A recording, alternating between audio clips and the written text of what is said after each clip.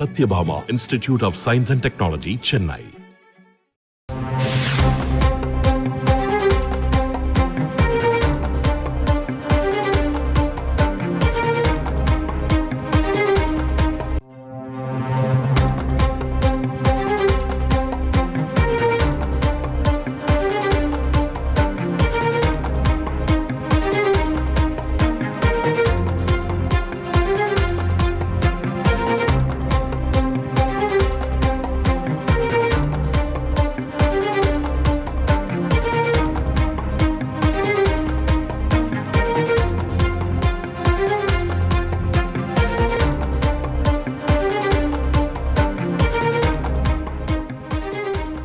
Arudra gold trading மோசடி வழக்கில் ஏஜென்ட்டுகளின் சொத்துக்களை முடக்க பொருளாதார குற்றப்பிரிவு போலீசார் திட்டம் என தகவல் வெளியாகியுள்ளது.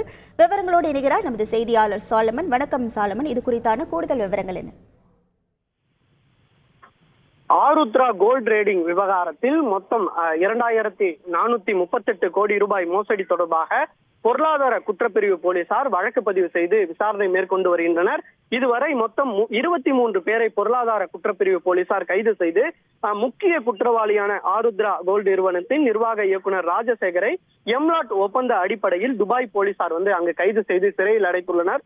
அவரை சென்னைக்கு அழைத்து வரும் முயற்சியில தொடர்ச்சியாக பொருளாதார குற்றப்பிரிவு போலீசார் ஈடுபட்டு வருகின்றனர். இந்த நிலையில தற்போது இந்த மோசடி தொடர்பாக பொருளாதார குற்றப்பிரிவு போலீசார் இந்த ஏஜென்ட்டுகளை கண்டறிந்து அவர்களுக்கு மோசடி செய்த பணத்தில் வாங்கிய சொத்துக்களை முடக்கும் நடவடிக்கையில தொடர்ச்சியாக ஈடுபட்டு வருகின்றனர்.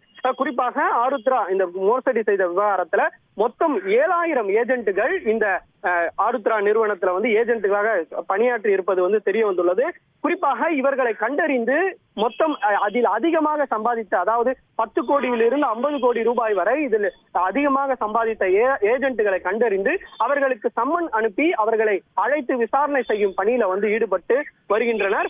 குறிப்பாக தற்போது வரை ஏஜென்ட்டுகளை வரவழைத்து விசாரணை செய்ததில் அவர்கள் 1/3 பங்கு இந்த மோசடி செய்ய பணத்துல அவர்களுக்கு லாபம் அடைந்த கமிஷன் பெற்றிருப்பது போலீசார் விசாரணையில தெரிய வந்ததை அடுத்து இவர்கள் லாபம் பெற்ற பணத்தில் என்னென்ன சொத்துக்கள் வாங்கின என்பதை கண்டறிந்து இதுவரை மொத்தம் 200க்கும் மேற்பட்ட சொத்துக்களை பொருளாதார குற்றப்பிரிவு போலீசார் கண்டறிந்து அதனை முடக்கும் நடவடிக்கையில தற்போது ஈடுபட்டு வருகின்றனர். குறிப்பாக 1 லட்சத்து இந்த ஆருத்ரா கோல்ட் ட்ரேடிங் மோசடி விவகாரத்துல இதுவரையில மட்டும் 1,30,000 புகார்கள் பெறப்பட்டுள்ள நிலையில இந்த புகாரிலே பல பேர் 1 லட்சம் ரூபாய் முதலீடு செய்து அதில் 3 லட்சம் ரூபாய் வரை சம்பாதித்து மீண்டும் 3 லட்சம் ரூபாயை அதிலே முதலீடு செய்துள்ளனர். இந்த 3 லட்சம் ரூபாய் ஏமாந்ததாக அந்த புகார்ல பல பேர் குறிப்பிட்டுள்ளனர். இதனால லாபம் அடைந்த பலரும் அந்த லாப தொகையை புகாராக கொடுத்துள்ளதால் இதில் யார் யார் எல்லாம் லாப தொகையை புகாராக கொடுத்துள்ளனர் என்பதை கண்டறிந்து அதில் அவர்கள் இழந்த தொகையை மட்டும்